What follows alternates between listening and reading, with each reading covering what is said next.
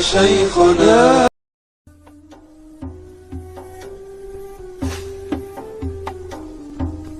Sebelum lahirnya Nabi Muhammad Sallallahu Alaihi Wasallam, terdapat dua kerajaan besar yang ada di sekitar Arab, yakni kerajaan Persia dan kerajaan Romawi. Pada kesempatan kali ini, saya akan membahas tentang masyarakat Persia dan agama yang ada di Persia seperti itu. Persia pada abad ke-5 dan ke-6 Masehi berada di bawah pemerintahan dinasti Sasaniyah yang didirikan oleh Ardashir I dan berakhir ketika Raja Shahanshah yakni Sasaniyah Yazdegerd III.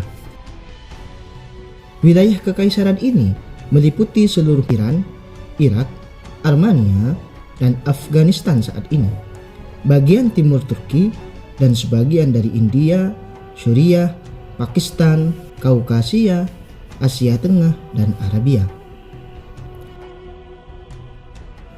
Selama pemerintahan Khosrow II, Mesir, Yordania, Palestina, dan Lebanon untuk beberapa lama termasuk dalam wilayah kekaisaran ini.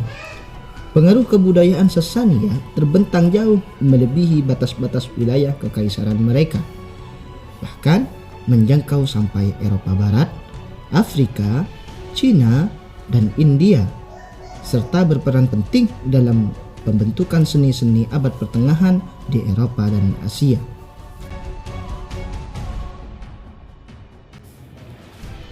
Agama dan kepercayaan di Persia. Keadaan di wilayah kekuasaan Persia justru lebih buruk daripada keadaan wilayah di Romawi Bizantium. Karena kalau agama Yahudi dan Nasrani masih mengakui wujudnya Tuhan dan menyembahnya, penduduk Persia menganut agama Majusi ataupun Zoroaster yang menyembah unsur-unsur material di alam raya. Mereka menyembah api dan mensucikan matahari. Mereka percaya bahwa ada dua macam Tuhan. Yang pertama, Tuhan cahaya, yakni Tuhan yang menciptakan kebaikan dan selalu bermaksud baik. Mereka menamai Tuhan cahaya ini dengan Ahura Mazda. Dalam istilah Iran modern disebut dengan Ormuzd atau Tuhan yang bijaksana.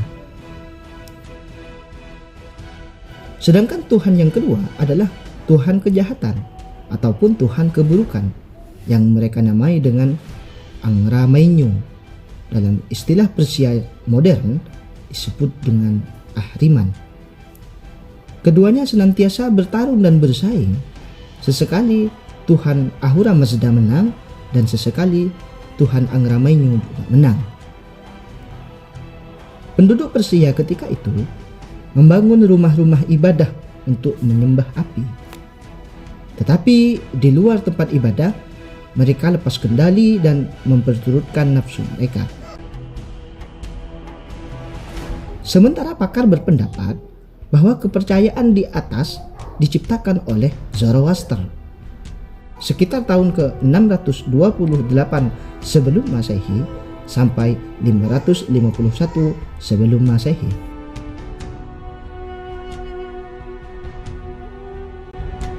الدنيا والتعامل بالربا وأكل مال اليتيم. أما النساء. Mazdak dan ajarannya. Pada awal abad ke-5, pada pemerintahan Qobbad atau Kafat, di Persia tampil seorang tokoh bernama Mazdak yang dinilai sangat lihai dan pandai meyakinkan orang. Ia menganjurkan kebebasan seksual dan kepemilikan bersama terhadap perempuan dan harta. Mazdak beranggapan bahwa keburukan diakibatkan oleh sikap egoisme dalam memiliki harta dan perempuan. Karena itu, keduanya harus menjadi milik bersama. Ajakannya ini disambut baik oleh masyarakat, terutama masyarakat petani dan masyarakat kaum fakir miskin, sehingga terjadilah perampasan hak, perampasan harta, serta pemerkosaan terhadap istri-istri mereka dan anak-anak perempuan mereka. Bahkan penguasa tertinggi pada masa itu yang bernama Qobbad nyaris setuju untuk membiarkan istrinya digauli oleh orang lain.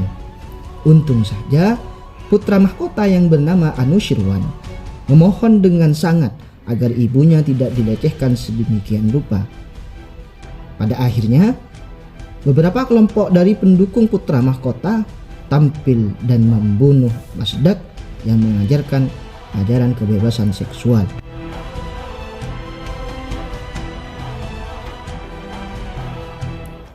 Kehidupan sosial di wilayah Persia.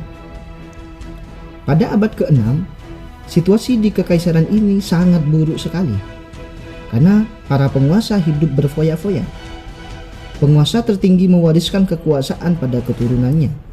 Mereka merasa berada di tingkat yang lebih tinggi dari manusia yang lain karena merasa bahwa mereka adalah titisan Tuhan.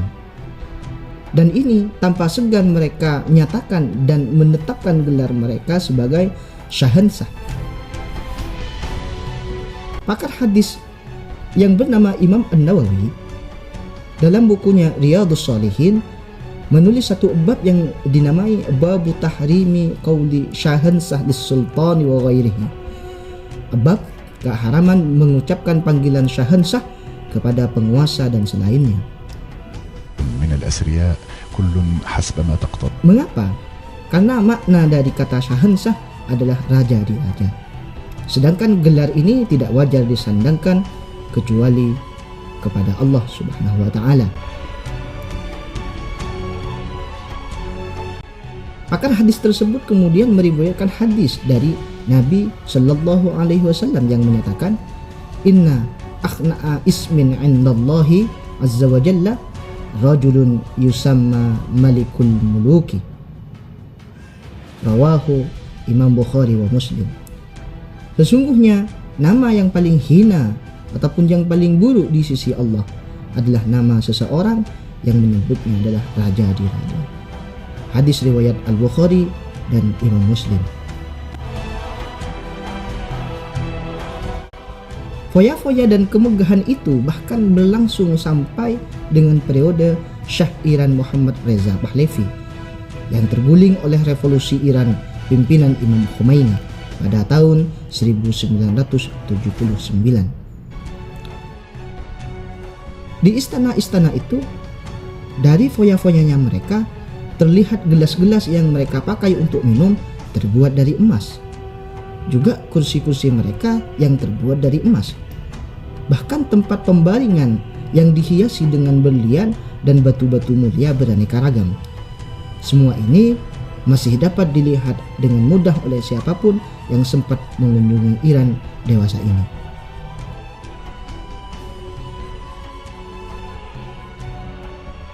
Mungkin itu saja sekilas tentang sejarah masyarakat Persia dan agama Zoroaster yang pernah hidup sebelum lahirnya Nabi Muhammad Sallallahu Alaihi Wasallam. Assalamualaikum warahmatullahi wabarakatuh.